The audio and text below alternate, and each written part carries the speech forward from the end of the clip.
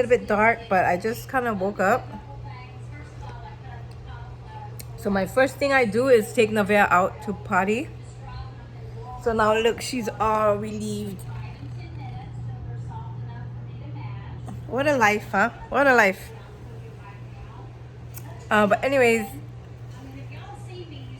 happy Vlogmas, guys. But today we're gonna remember Pearl Harbor.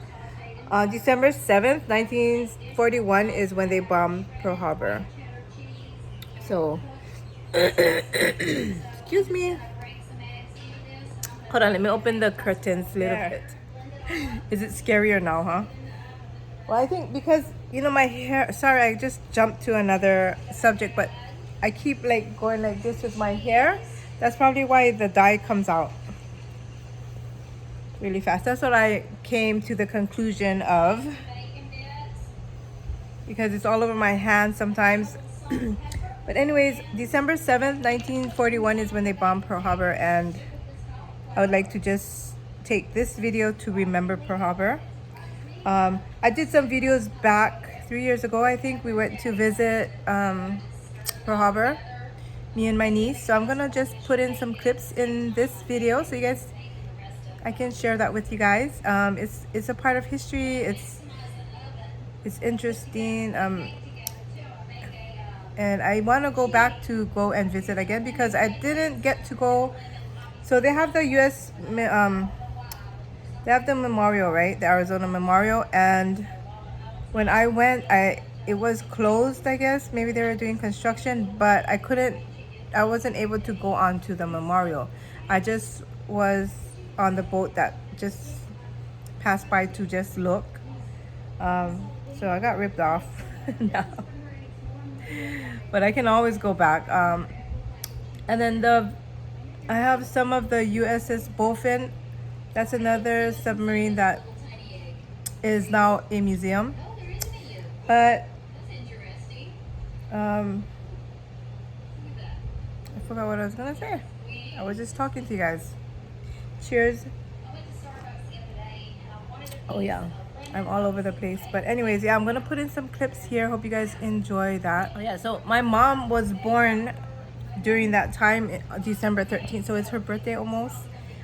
So my grandma was Japanese, pregnant during that time of war. It must have been really hard for her because they didn't take to Japanese really well back then, right?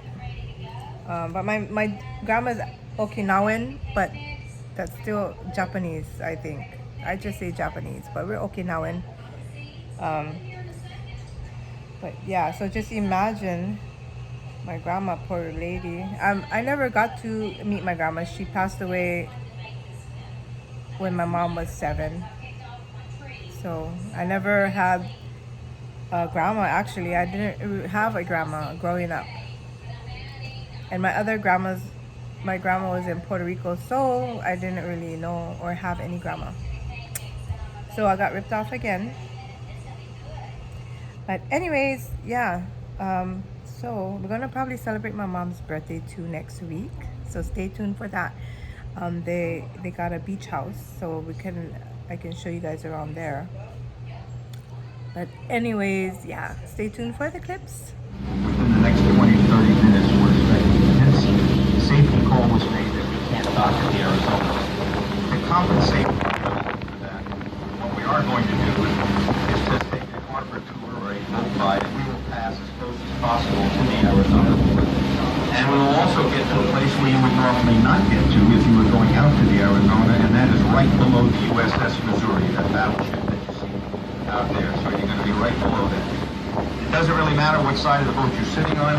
For photographic purposes, we're going to go up one way and back the other. We'll circle in front of the Arizona, so everybody will have an ample opportunity for some good photos.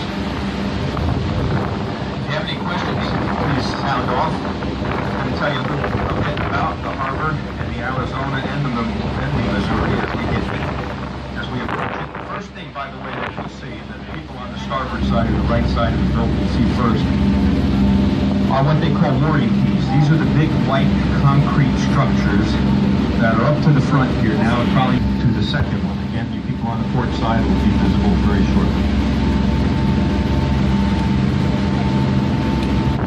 As we approach the Arizona, the first thing that you can see, very small, bobbing on the surface of the water, is a small, white, round buoy. Those of you here can see it coming in view now. That little white round buoy is tied right over the back end of the stern of the Arizona. So it'll give you an idea of how long it is, because on the other side of the Arizona, there's a white round buoy that's tied over the bow, and it'll give you an idea what 600 feet of the battleship is. There's not many parts above the waterline at all times, except for two.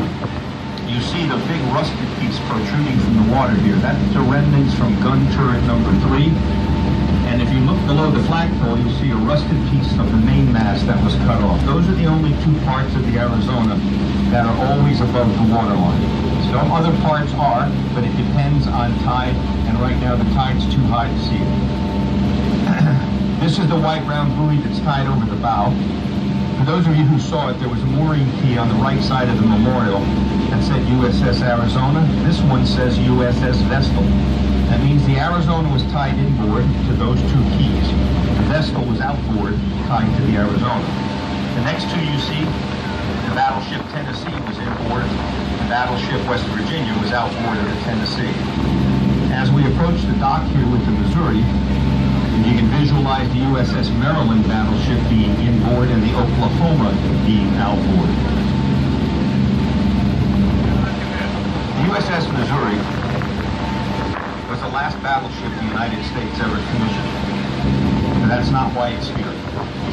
On the deck of that ship on September 2nd, 1945 in Tokyo Bay, the Empire of Japan surrendered to General MacArthur and Admiral Nimitz on its quarterdeck. So what you just passed is the start of World War II in the Pacific, and what you are passing now is the end of it. And that's why she's here at Pearl Harbor.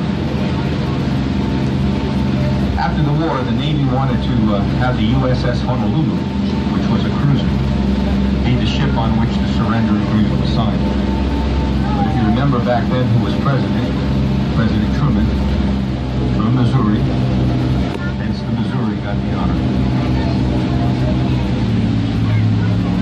As we make the turn, again, if you were going to the Arizona, you would never be this close to the Missouri. You wouldn't get unless you bought a ticket and came on board from Ford Island, which some of you may be going on today. But you also would never have seen these two mooring keys. As we make the turn here, you'll see them. And one of them has USS California's name on it, and that's the battleship California that was tied right here to these two white mooring keys as we make the turn.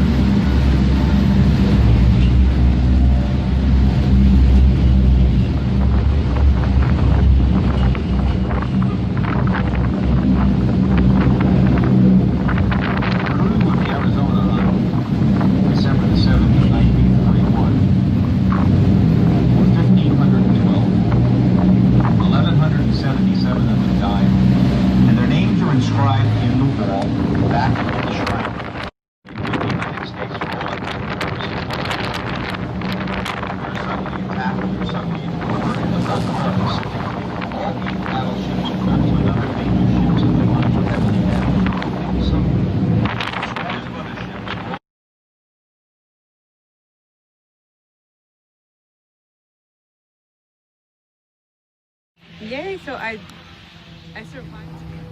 So we're gonna keep going straight. This is a torpedo.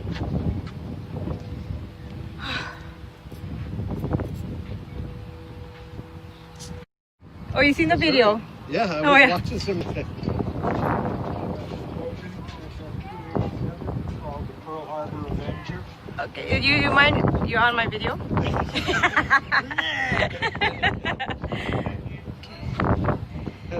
Oh, there's the water. There's the water. So you guys are working on the boat mostly? Yes, yep, over there. I pulled all that stuff up there, and we're working over the side up there. Oh, We'll I just see. that when we go down. Okay. Because everybody started gathering around us.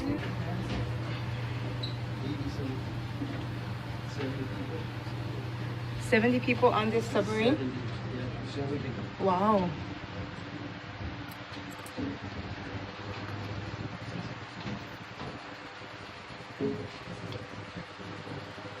sunk, they could go into here. There's a hatch right here that can close, and then they can open up, equalize the pressure and open the outside hatch to escape. Wow. There were 70 people all total, and probably about 20, 25 on a shift. Thank you.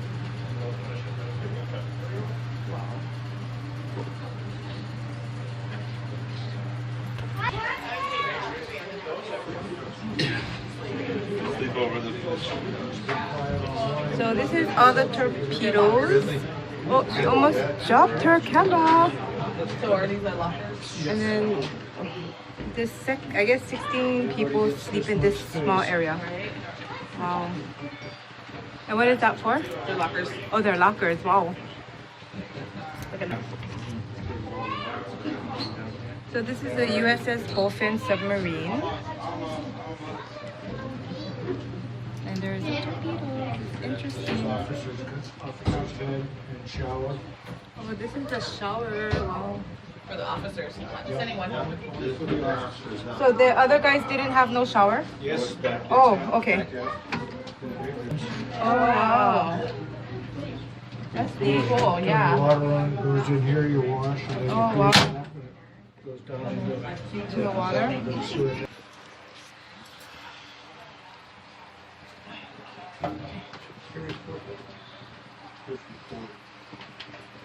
Oh, I guess this is like the dinner station. No, this is, that's the wardroom there, and the steward would bring the food up to here for the officers. Oh.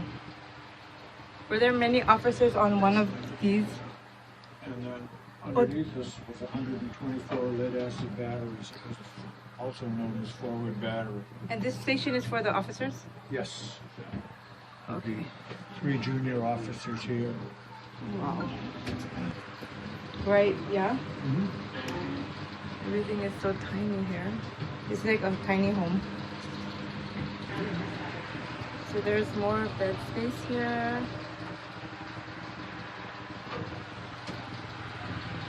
Wow. It was built in 1941, commissioned in 1943. You're the mom. I know. These would be more senior junior officers. Okay. That's the captain's stateroom you're looking at there. Right here? That's a picture of him and his wife. Oh, wow. So he's the only one get a good room, is the He's the captain. only one that gets a single room. Yeah. Lucky guy.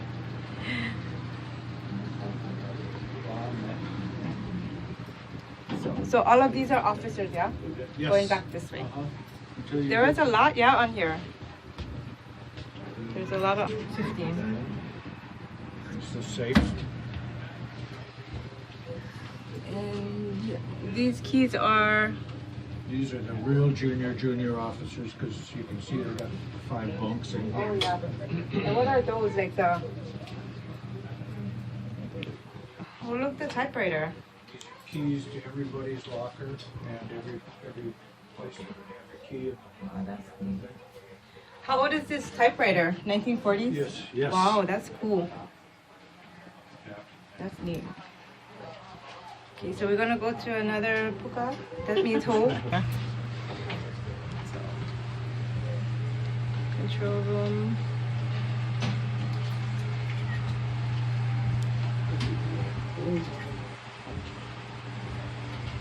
I guess this is where they drive it. This is control. yes. Control. This is the auxiliary home. They usually drive it from up in the conning tower. Oh, which is okay. just below this.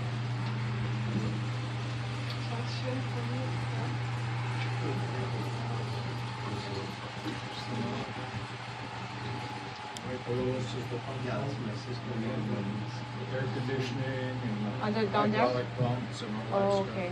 That's all the Air compressors and all that stuff is down there. Bow and stern planes, so it's like an airplane, you know, if they want to go down, they tilt the planes and Oh.